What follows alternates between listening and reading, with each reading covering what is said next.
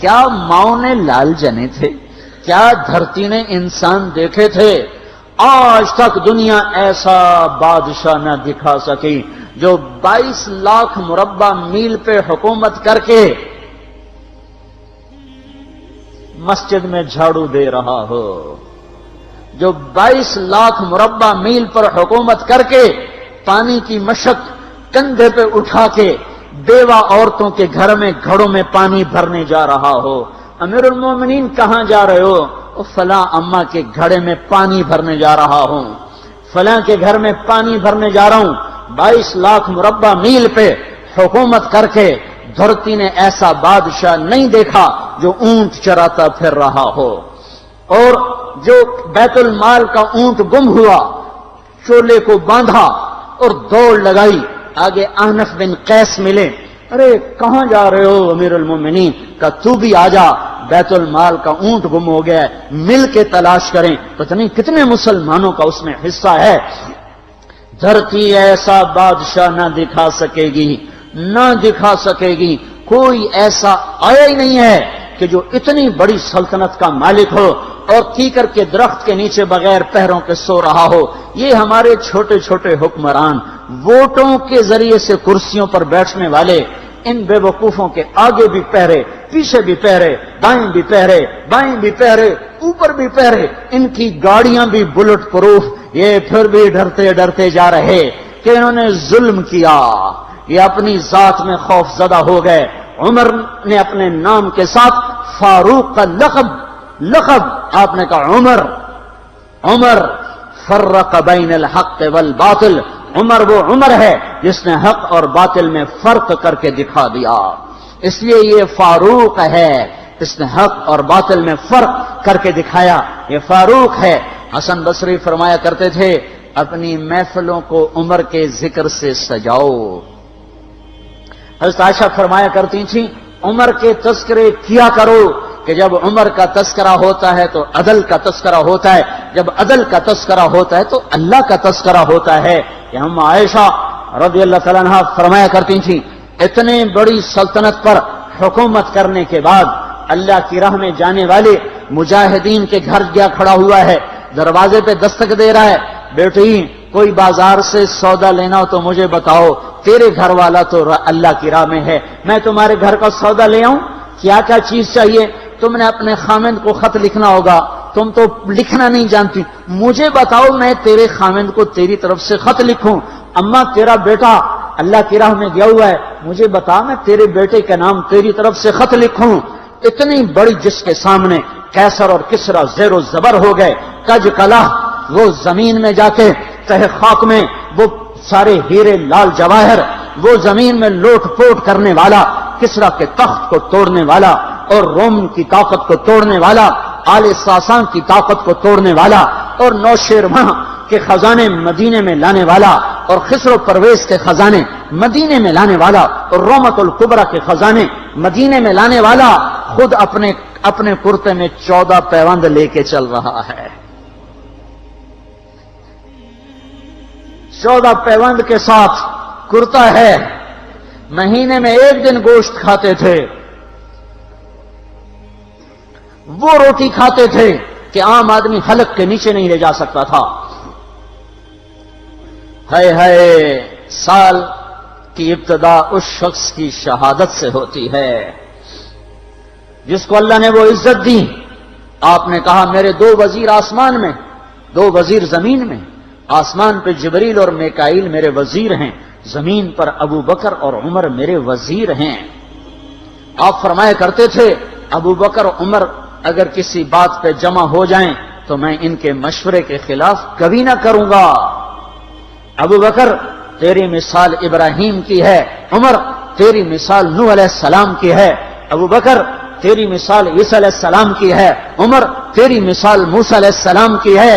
آپ مسجد میں آئے، آپ کے دائیں طرف ابو بکر تھے، بائیں طرف عمر تھے، آپ اندر آئے اور کہا دیکھو اسی طرح قیامت کے دن ہم اٹھیں گے کہ میرے دائیں طرف ابو بکر ہوگا، میرے بائیں طرف عمر ہوگا اور ہم ہاتھوں میں ہاتھ دیے ہوئے اٹھائے جائیں گے۔ اور ایک حدیث میں آتا ہے اور میرے قدموں سے بلال کو اٹھایا جائے گا جو نکلتے ہی اذان دے گا، جس کے اسلام لانے نے اسلام کو اونچا کیا، جس کے اسلام لانے نے باطل کو پست کیا، جن راہوں سے عمر گزر جائے شیطان وہ راہیں چھوڑ دیتا تھا۔ عرفات کا میدان تھا، 1.25 لاکھ مقدس ہستیاں سامنے ہیں۔ میرے نبی نے فرمایا اس وقت میرا اللہ میرے سب صحابہ پہ فخر کر رہا ہے اور عمر بن خطاب پہ خاص طور پہ فخر کر رہا ہے،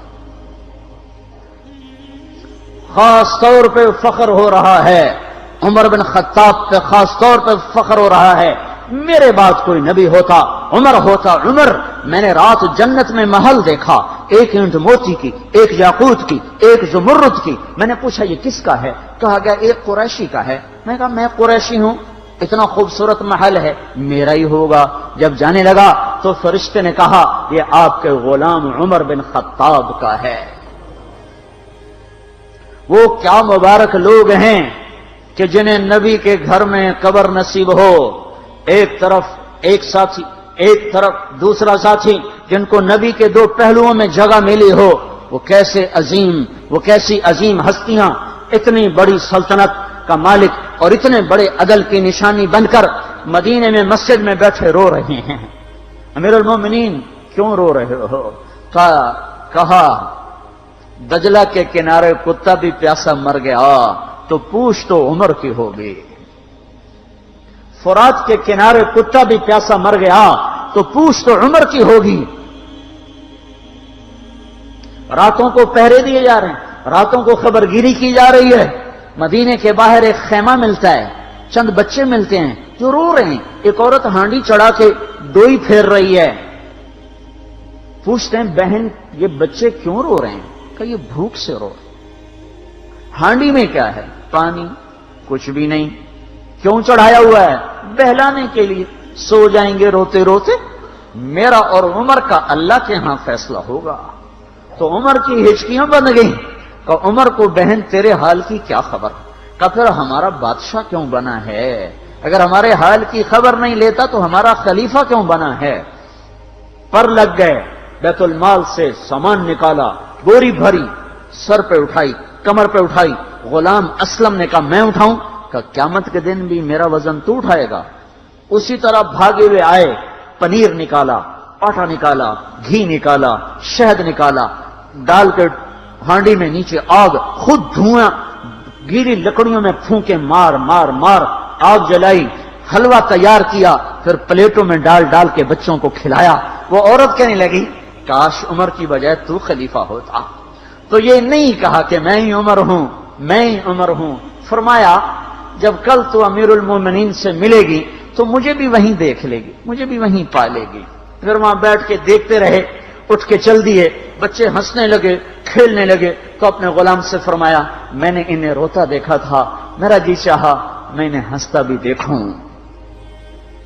22 لاکھ مربع میل پہ اسلام پھیلا کر حکومت اس سے بھی بڑے علاقے میں لوگوں نے کی۔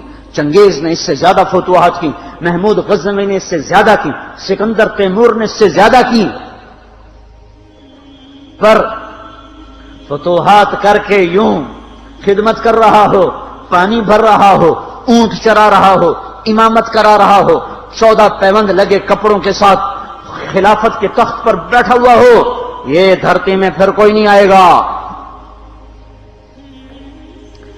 ہے نماز میں خنجر لگا، نماز پڑھاتے ہوئے 27 ذوالحج، 27، 28، 29 یکم کو انتقال ہوا۔ یکم محرم موت کے آثار گہرے نظر آئے۔ بیٹے کو بلایا کہ بیٹا جاؤ اما عائشہ سے پوچھ کے آؤ کہ عمر اپنے ساتھیوں کے ساتھ دفن ہونے کی اجازت چاہتا ہے۔ امیر المومنین کے لقب سے بات نہ کرنا، عمر کہنا۔ عمر، اب میں امیر المومنین نہیں رہا۔ جب وہ پوچھنے گئے تو حضرت عائشہ رو رہی تھیں۔ انہوں نے عرض کیا اما جان میرا باپ اپنے ساتھیوں کا پڑوس چاہتا ہے۔ انہوں نے فرمایا یہ جگہ تو میں نے اپنے لیے رکھی تھی، لیکن اگر عمر چاہتے ہیں تو ان کو مجھ پر فضیلت ہے، میں ان کے لیے دستبردار ہوں۔ انہوں نے واپس آ کر خوشخبری سنائی، مبارک ہو اجازت مل گئی۔ کہ نہیں شاید میرے شرم میں اجازت دی ہو، جب مر جاؤں تو مجھے دوبارہ دروازے کے سامنے رکھ کر پھر جا کے پوچھنا، اس وقت اجازت ملے تو پھر لے جانا، ورنہ مجھے بقیع کی طرف لوٹا دینا۔ اتنے میں حضرت علی آئے، پریشان دیکھا، عمر کیوں موت سے ڈر گئے؟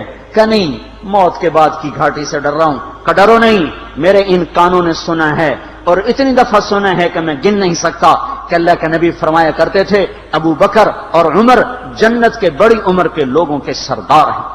آپ نے فرمایا تو اس بات کی گواہی دے گا؟ کہ میں بھی دوں گا، میرا بیٹا حسن بھی دے گا۔ امام حسن بھی ساتھ تھے۔ کہ میں بھی دوں گا، میرا بیٹا حسن بھی گواہی دے گا۔ پھر بھی ہے جو جنت کی بشارتیں لیے ہوئے ہیں، 10 مبشرہ، ابو بکر جنتی، عمر جنتی، عثمان جنتی، علی جنتی، طلحہ جنتی، زبیر جنتی، ابو عبد الرحمن بن عوف جنتی، ابو عبیدہ بن جراح جنتی، سعید بن زید جنتی۔ آپ نے نام لے کر گنے، نام لے کر گن کر کہا، سنو ابو بکر جنتی ہے، عمر جنتی ہے، عثمان جنتی ہے، علی جنتی ہے، طلحہ جنتی ہے، زبیر جنتی ہے، سعد بن ابی وقاص جنتی ہے، عبد الرحمن بن عوف جنتی ہے، ابو عبیدہ بن جراح جنتی ہے، سعید بن زید جنتی ہے۔ میں ان سے راضی ہوں، لوگوں ان کا حق پہچانو، میں ان سے راضی ہوں، میں ان سے راضی ہوں۔ پھر آپ نے فرمایا اگر تم نے ان کے بارے میں کسی ایک کے بارے میں بھی دل میں بغض لے کر مر گئے، اور تم نے اتنی بندگی کی تھی کہ سوکھ کے کانٹا ہو گئے تھے، روزے اتنے رکھے تھے کہ پیٹ کمر کو لگ گیا تھا، سجدے اتنے کیے تھے کہ تمہارے ماتھے اور گھٹنوں پر پتھروں جیسے نشان پڑ گئے تھے، اتنا کچھ کر کے ان 10 میں سے کسی ایک کا بغض لے کر اگر تم مر گئے تو اللہ تمہیں منہ کے بل جہنم میں گرا دے گا۔ لوگوں میں ان سے راضی ہوں، ان کا حق پہچانو، جن کو اللہ بھی رضا کے پروانے دے رہا ہو، جن کو اللہ کا رسول رضا کے پروانے دے رہا ہو، جن کو وزارت کا شرف مل چکا ہو، نبی کے پہلو میں قبر جن کی بننے کا اعلان ہو چکا ہو، وہ موت پر کیا کہہ رہا ہے؟ موت پہ کیا کہہ رہا ہے؟ اپنے بیٹے سے کہا میرا سر زمین پہ ڈال دے۔ ان کی گود میں سر تھا عبداللہ بن عمر، تو انہوں نے گود سے ہٹا کر پنڈلی پہ رکھ لیا، یہاں رکھ لیا۔ چلے گئے، کیا کہہ رہا ہوں سنتے نہیں ہو، زمین پہ ڈال دو۔ تو انہوں نے زمین پہ ڈالا تو اپنے چہرے کو مٹی میں رکھ دیا اور ایسے ملنے لگے اور کہنے لگے اے میرے رب، اگر تو نے عمر کو معاف نہ کیا تو عمر ہلاک ہو جائے۔ ویل لک یا عمر ولامک ان لم یغفر لک ربک، عمر تیری ہلاکت ہے اگر تیرے رب نے تجھے معاف نہ کیا۔ یہ کہتے کہتے کہتے جان دے دی۔ 22 لاکھ مربع میل میں اسلام کو زندہ کرنے والا، این حالت نماز میں زخم کھا کے گرنے والا، مطلوب مصطفیٰ، وزیر مصطفیٰ، جنت کی خوشخبریاں لے کر پھر موت پر یوں کہہ رہا ہو اے اللہ تو نے معاف نہ کیا تو میرا کیا بنے گا؟ کیا بے طلبی ہے۔ ان کے بیٹے خلافت کے اہل، ان کے بہنوئی سعید بن زید 10 مبشرہ میں سے دونوں کے نام کاٹ دیے کہ یہ 6 ہیں جن سے اللہ کا رسول راضی تھا، جس کو چاہو خلیفہ بنا دو، جس کو چاہو حکومت دے دو، نہ میرے بیٹے کو ملے گی نہ سعید بن زید کو ملے گی۔ کسی نے کہا شوشہ چھوڑا، آپ کا بیٹا بھی تو بہت قابل ہے، اسی کو بنا دیں۔ تو اسے تو طلاق دینا نہیں آتا، حکومت کہاں سے چلائے گا؟ یہ ایک واقعہ کی طرف اشارہ کیا ہے، اس کے پیچھے ایک واقعہ ہے جس کو انہوں نے یاد کر کے فرمایا وہ تو طلاق دینا نہیں جانتا، وہ حکومت کیا چلائے گا؟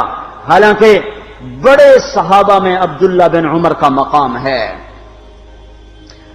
ہے جنازہ صہیب رومی نے پڑھایا، دروازے کے سامنے لا کے رکھ دیا گیا، سب لوگ جنازے کے ساتھ کھڑے ہو گئے، عبداللہ بن عمر اکیلے آگے گئے، دروازے پر دستک دی کہ اما جان میرا باپ عمر بن خطاب دروازے پہ حاضر ہو چکا ہے، اندر آنے کی اجازت چاہتا ہے۔ تو عائشہ رضی اللہ تعالیٰ نے اپنی چادر کو اٹھایا اور روتے ہوئے باہر نکل گئیں۔ پھر لوگ اندر داخل ہوئے، قبر کھودی گئی، قبر کھودتے ہوئے عبداللہ بن عباس بھی قبر کے کھودنے میں شریک تھے۔ تو کہتے میرے کندھے پہ کسی نے ہاتھ رکھا، میں نے پیچھے مڑ کے دیکھا تو علی رضی اللہ تعالیٰ عنہ کھڑے رو رہے تھے اور فرما رہے تھے مجھے پتا تھا تو یہیں آئے گا، یہاں تیرے سوا کوئی نہیں آ سکتا، کہ میں نے ایک دفعہ نہیں کتنی دفعہ میں نے اللہ کے نبی سے یہ بات کا تکرار سنا، میں ابو بکر اور عمر، اس کا اتنا تکرار سنا ہے میں نے کہ مجھے یقین تھا یہیں آئے گا، تو اور کہیں نہیں جا سکتا۔ میرے بھائیو، غفلت سے باہر آ جائیں، یہ دھوکے کا گھر، یہ مچھر کا پر، یہ مکڑی کا جالا، یہ دنیا کہیں ہمیں ہلاک نہ کر دے۔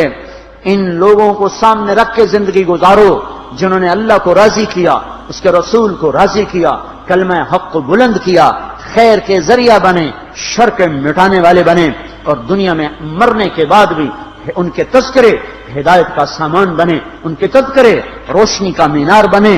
ان کے پیچھے چلو، مغرب کے اندھیروں کی طرف مت دوڑو، وہاں تو سورج بھی ڈوب جاتا ہے، مغرب میں تو سورج بھی ڈوب جاتا ہے، اور تمہیں پکار کے کہتا ہے مغرب کی طرف نہ آنا، ادھر اندھیرا ہے، میں یہاں گم ہو گیا، تم کون سا سراغ ڈھونڈنے آئے ہو؟